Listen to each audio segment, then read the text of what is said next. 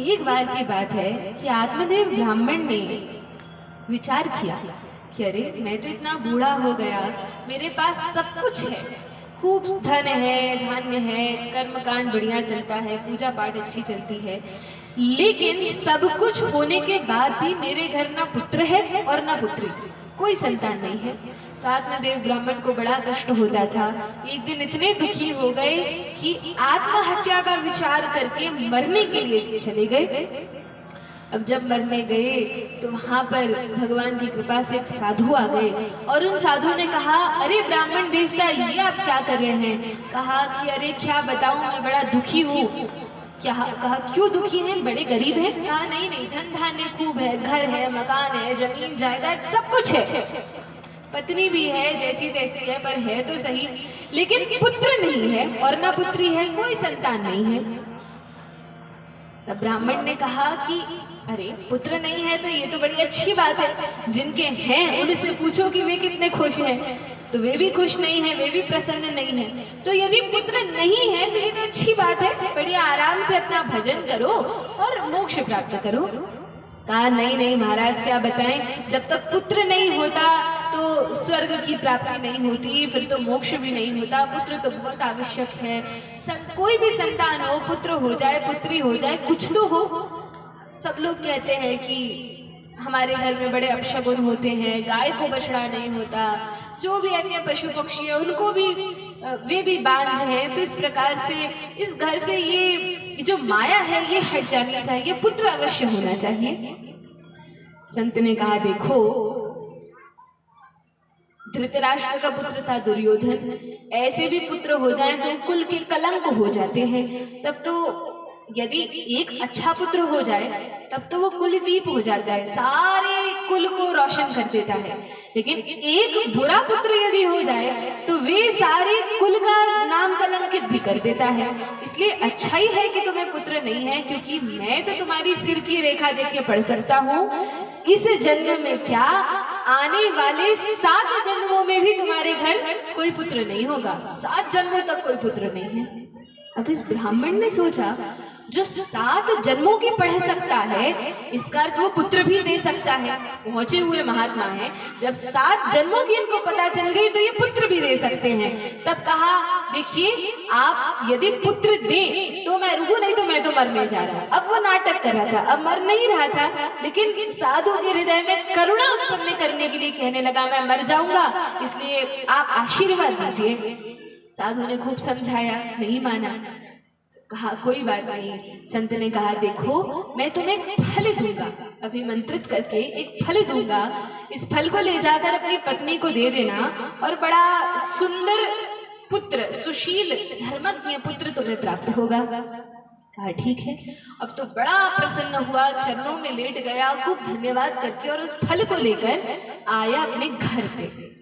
अच्छा, इसकी पत्नी का नाम क्या है? धुंधुली।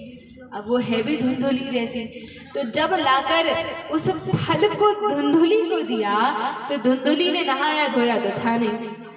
अब धुंधुली ऐसी थी जैसे कलयुग में शहरों में खास करके जो माताएं हैं, तो बड़ा जो आसुरी स्वभाव है वो आने लगा है। पहले के समय में जो स्त्रियां होती थी वे पुत्र चाहती थी, और जब वरदान मिलता था पुत्रवती भव तो बड़ी प्रसन्न होती थी। लेकिन आजकल के कलयुगी आसुरी प्राणी ऐसे हैं कि भोग विलास तो चाहते हैं लेकिन संतान नहीं चाहते। तो आत्मदेव तो चाहते थे कि हमारा पुत्र हो या पुत्री हो, लेकिन धुंधुली नहीं चाहती थी कि कोई बालक हो। अब धुंधुली ने देखा कि फल लाए हैं और इससे पुत्र होगा, तो बड़ी डर गई कि अरे बालक हो जाएगा, फिर उसमें लगे रहना पड़ेगा, फिर तो उसी में दिन रात निकल जाएगा, रात में सो नहीं पाएंगे, और फिर वो मलमूत्र आदि त्यागेगा, बार बार कपड़े बदलने पड़ेंगे, फिर तो पूरा जीवन बच्चों में लग जाएगा, मुझे पुत्र नहीं चाहिए। अब आत्मदेव ब्राह्मण से तो कह नहीं सकती, तो धुंधुली ने क्या किया, आत्मदेव ने कहा अभी इसको तुरंत खा लो, संत ने दिया है। कहा अरे अभी थोड़ी खाऊंगी, अरे देखो संत ने दिया है, पहले नहाऊंगी धोऊंगी पूजा पाठ करके फिर खाऊंगी। आत्मदेव भोले वाले थे, कहा ठीक है। अब धुंधली वो फल लेकर चली गई और लेकर जाकर अपनी सहेली से कहने लगी, देखो ये तो फल लेकर आ गए हैं, अब पता नहीं इसमें कौन सा जादू टोना टोटका कर दिया, अब मुझे खिला देंगे, फिर गर्भ हो जाएगा, फिर बड़ी परेशानी होगी। सहेली ने कहा, देख एक काम कर, तू चिंता मत कर। अब वो सहेली उसकी बहन भी थी, तो कहने लगी कि एक काम कर, मैं गर्भवती हूँ और मेरा पुत्र होने वाला है, तू नहीं चाहती कि पुत्र हो, इसलिए इस फल को तो अपनी गाय को खिला दे। देखते हैं कि संत ने जो फल दिया है कुछ काम भी करता है कि ऐसे ही है। तो इस फल को गाय को खिला दो और 9 महीने तक ऐसा नाटक करना कि गर्भवती हो। पति से ज्यादा बात मत करना, नहीं तो ज्यादा बोलने में सच निकल जाएगा। दूर दूर रहना और ऐसी बनना कि गर्भवती हो। धुंधुली ने कहा ठीक है। अब वो 9 महीने नाटक करने लगी, गाय को फल खिला दिया। कुछ महीनों बाद उसकी बहन को पुत्र हुआ, तो खबर फैला दी कि बहन का जो पुत्र है वो जन्म लेते ही मर गया। ऐसी झूठी खबर फैला दी और उस बहन का पुत्र धुंधुली ने ले लिया और सबको ये बताया कि ये मेरा पुत्र है। कुछ दिनों बाद जो गाय को फल खिलाया था तो गाय से भी पुत्र हो गया, मनुष्य पुत्र हुआ और कान थे गाय जैसे, तो उनका नाम रखा गया गोकर्ण। गांव के लोगों ने कहा, देखो भगवान देते हैं तो छप्पर फाड़ के देते हैं, पहले तो एक भी पुत्र नहीं था, अब तो गाय भी पुत्र दे रही है। तो बड़ी वाहवाही हुई और तब आत्मदेव बड़े प्रसन्न हुए, 2-2 पुत्र हो गए। नामकरण की बात आई तो आत्मदेव ब्राह्मण ने कहा कि देखो मेरा नाम है आत्मदेव, अब इस बालक का नाम भी कुछ ऐसा रामचंद्र या राम कृष्ण ऐसा कुछ सुंदर नाम रखेंगे। धुंधुली ने कहा, अरे नहीं नहीं, मेरा नाम धुंधुली है, इसका नाम होगा धुंधकारी।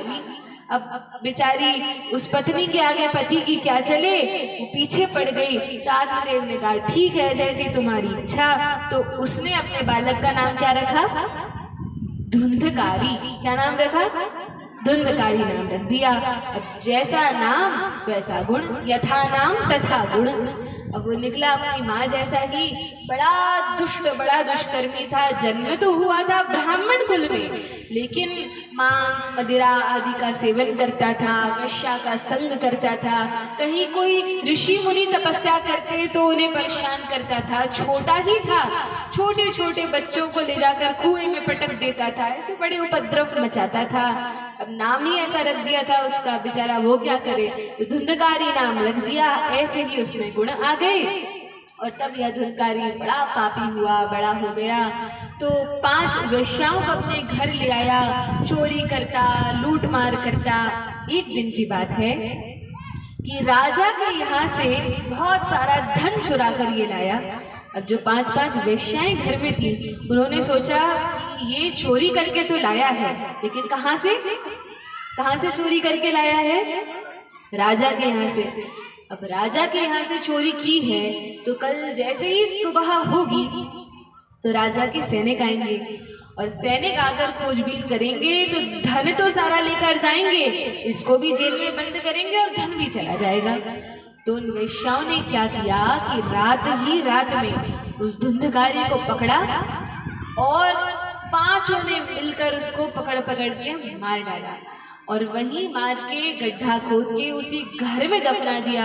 अब मारना भी इतना आसान नहीं था, बड़ी देर में रात भर लग गई उसको मारने में। तड़प तड़प के वो धुंधकारी मरा और मरते समय बहुत रोया, बहुत चीखा चिल्लाया। वेश्याओं ने मारकर उसको वहीं पर गड़ा दिया और सारा धन लेकर भागने लगी।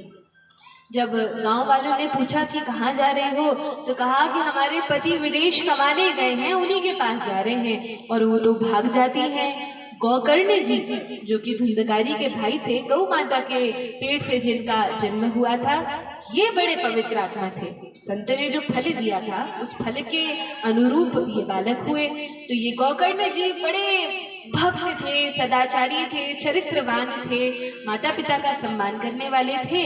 गोकर्ण जी आए तो गांव वालों ने बताया, सबको खबर लग गई धीरे धीरे कि अरे वेश्याओं ने तुम्हारे भाई को तो मार दिया है। तब गए गया जी और गया जी जाकर अपने भाई धुंधकारी का तर्पण इत्यादि किया और फिर आकर अपने घर में एक दिन सो रहे थे।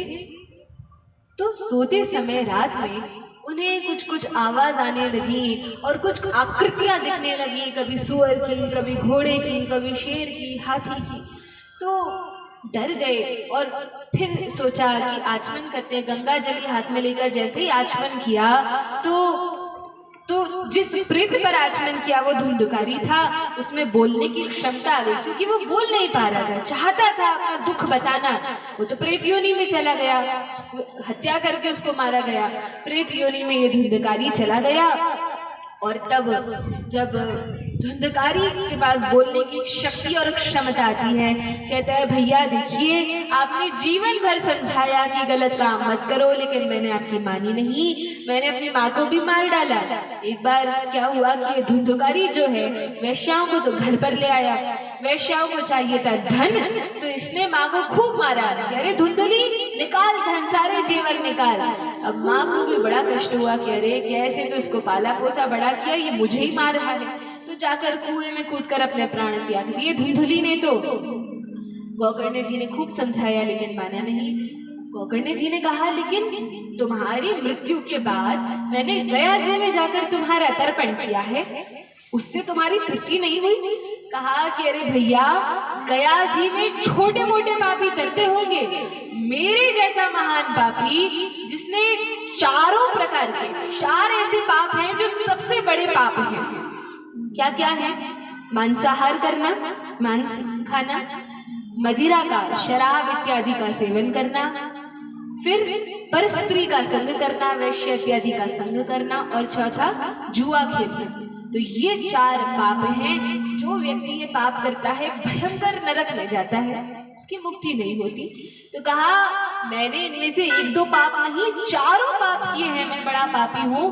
भैया गया जी में तर्पण एक बार क्या 100 बार भी करो तो मेरी मुक्ति नहीं होगी। अरे तब क्या किया जाए? आप कुछ भी करो भैया, मुझे बहुत कष्ट है इस प्रेत के शरीर में, यहाँ पे ना खा सकते ना पी सकते, बड़ा कष्ट है, हर समय बहुत बदन दुखता है, बहुत कष्ट होता है, आप कुछ भी कीजिए, जल्दी से जल्दी इस प्रेत योनि से मुझे छुटकारा दिलाइए। गोकर्ण जी ने कहा देखो तुम चिंता मत करो, मैं कोई उपाय अवश्य करूंगा। ठीक है। अब गोकर्ण जी निकल पड़े। गांव में ब्राह्मणों की बस्ती थी, सब ब्राह्मणों से पूछने लगे क्या उपाय किया जाए, क्या उपाय किया जाए। सबने कहा अरे गया जी में जाकर जब मुक्ति नहीं हुई तो अब हम क्या बताएं। तब गोकर्ण जी ने तपस्या की और उनके पास इतना सामर्थ्य था कि वे सूर्य देव के पास पहुंच गए और सूर्य देव के रथ में जाकर उनसे पूछा कि आप बताइए क्या किया जाए। तब सूर्य देव विवस्वान ने उनसे कहा कि देखो गोकर्ण, आप भागवत की कथा कहो और सारे गांव वालों को बुला लो, कथा का आयोजन करो और धुंधकारी से कहना कि वो भी कथा सुने। कहा ठीक है। तब भागवत का अध्ययन किया और भागवत की कथा का आयोजन किया गया। सारे गांव में समाचार फैल गया, गांव वालों को बुला लिया और धुंधकारी से कहा देखो धुंधकारी, हम कथा कह रहे हैं, तुम ध्यान से सुन लेना, इसी से तुम्हारी मुक्ति होगी। धुंधकारी तो तैयार बैठा था, उसे इतना कष्ट था, जीवन भर तो पाप किए थे, अब ये अंतिम मौका था। तो धुंधकारी भी कथा पांडाल में आ गया, लेकिन शरीर तो था नहीं, बांस का डंडा था, उस बांस के डंडे में 7 गठाने थी, उसमें धुंधकारी प्रेत रूप में प्रविष्ट हो गया।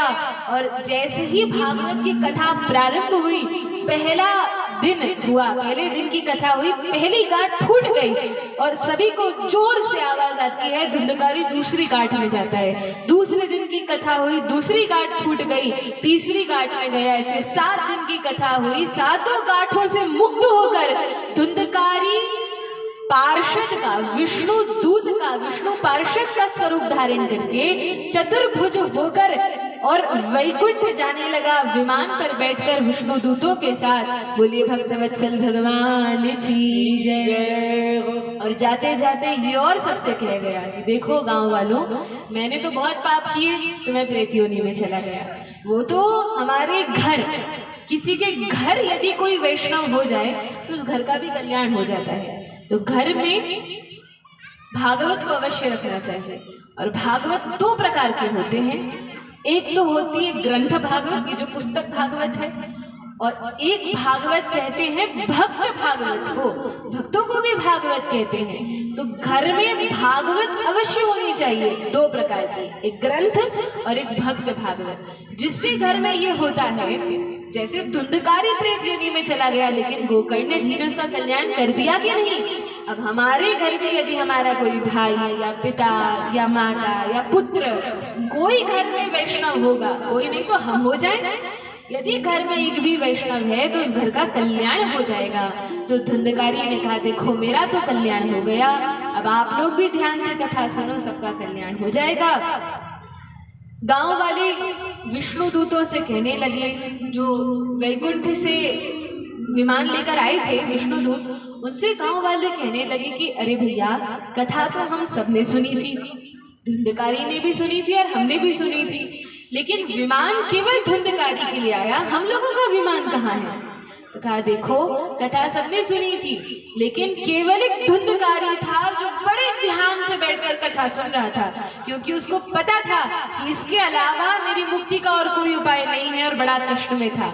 और आप सभी लोग, आधे लोग तो इसमें बैठकर सो रहे थे, जितने जगह थे उनके दिमाग में चल रहा था अरे कथा का टाइम हो गया, 4 बज गए, अब घर जाऊंगी, घर जाके ये बनाना है, वो बनाना है, फिर ये काम है, फिर वो काम है, अरे कपड़े सूख गए होंगे कि नहीं, अरे ये हुआ कि नहीं, ये सब दिमाग में चल रहा था।